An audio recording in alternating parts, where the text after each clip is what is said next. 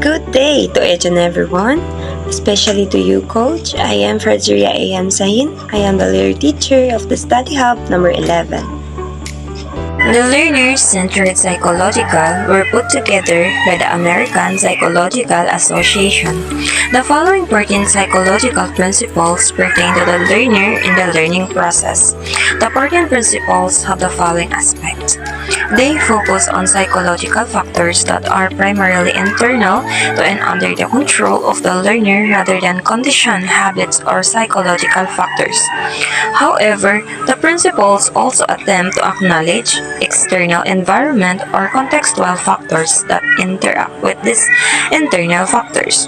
The principles are intended to deal holistically with learners in the context of real-world learning situations, since they are best understood as an organized set of principles. No principles should be viewed in isolation. The 14 principles are divided into this referring: 1. Cognitive and metacognitive. 2. Motivational and affective. 3. Developmental and social. And 4. Individual difference factors influencing learners and learning. The principles are intended to apply to all learners, from children to teachers to administrators to parents and to community members involved in our educational system. Good day to each and everyone, especially to you, Coach Jay. I am Jarnalyn Samad from Study Hub number 11, and now I'm going to discuss about cognitive and metacognitive. Number 1. Nature of the learning process. The learning of complex subject matter is most effective when it is an international process of constructing meaning from information and experience. Number 2. Goals of the learning process.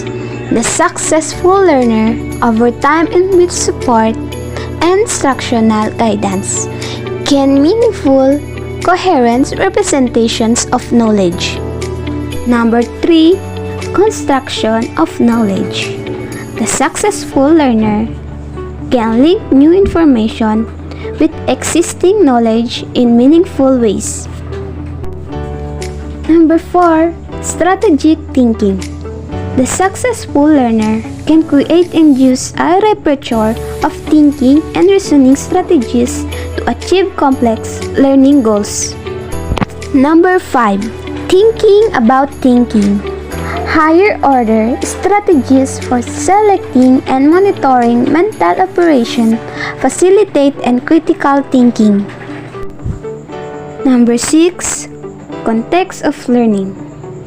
Learning is influenced by environmental factors, including culture, technology, and instructional practices. Good day to each and everyone, especially to you, Coach Jay. I am Saina Ejigakit from Study Hub number 11. For now, I am going to discuss about the motivational and affective factors. Number 7. Motivational and emotional influence on learning.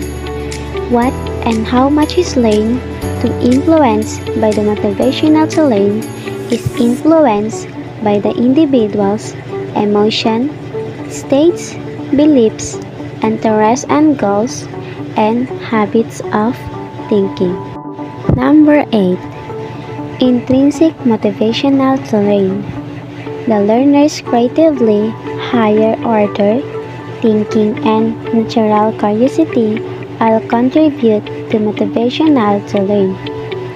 Intrinsic motivation is stimulated by loss of optimal novelty and difficulty, relevant to personal interests and providing for personal choice and control. Number 9. Effects of motivational or effort. Acquisition of complex knowledge and skills requires extended learner effort and guided practice. Without learners' motivation to learn, the willingness to exert this effort is unlikely without coercion. Good day, ma'am. This is Zarina Idris from VTVT GFT. Developmental influence on learning. As individuals develop, there are different opportunities and containers for learning. So learning is an effective which differential development within and across physical, intellectual, emotional, and social domains as taken into account. And social influence on learning. Learning is influenced by social interactions, interpersonal relations, and communications with others.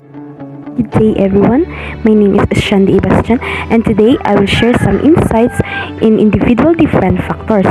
Individual difference in learning. Learners have different strategies and approaches and capabilities for learning that are prior of experience and heredity. Learning and diversity. Learning is the most effective when difference in learners' linguistic, cultural, and social backgrounds that are taken into account. The standards and assessment. Setting appropriately high and challenging standards and assessing the learning process, including diagnostic process and outcome assessment in integral parts of the learning process. The importance of learning individual factors. All in all, the study of individual differences help us to understand not only what makes human to one another, but also what makes one different by considering variation that can occur from person to one another. And some of the main causes of individual differences are heredity, environment differences, age and intelligence, temperament and emotional stability, economic condition, and education.